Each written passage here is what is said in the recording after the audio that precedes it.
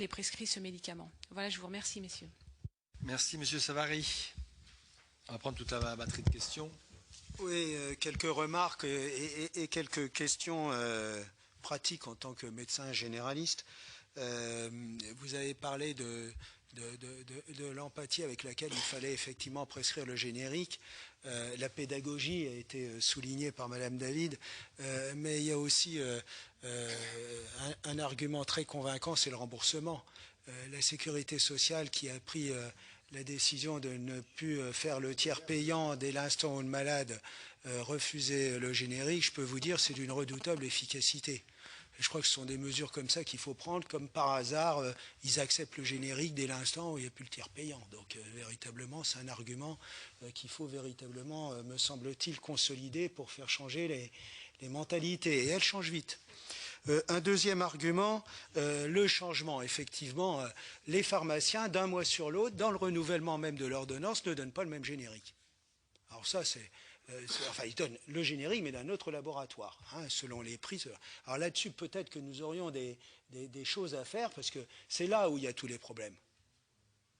C'est véritablement là qu'il faut trouver une solution, parce que les malades sont paumés complètement. Moi, je suis sidéré, même je trouve qu'ils ne s'y retrouvent pas trop mal encore. Je suis même surpris de voir comment ils arrivent à s'y retrouver dans ces choses-là. Troisième point également, un élément pratique.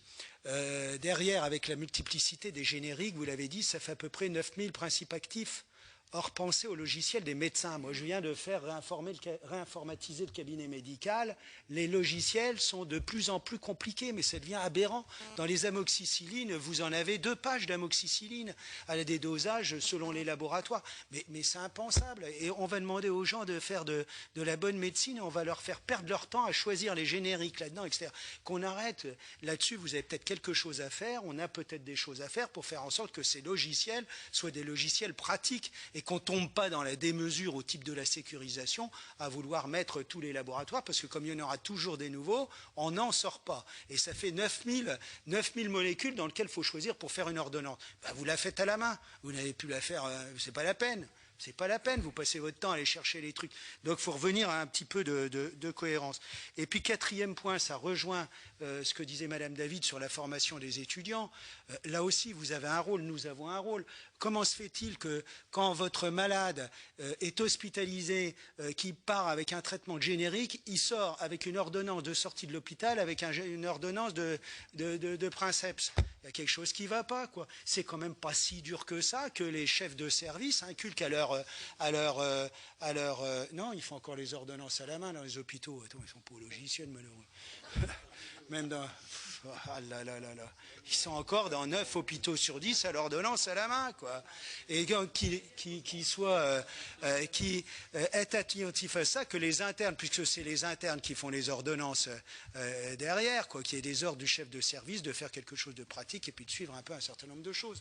Bon, voilà, je pense qu'il n'y a pas besoin de changements fondamentaux, mais simplement maintenant de petits changements pratiques qui permettraient là aussi de gagner, j'en suis sûr, dans l'utilisation des génériques.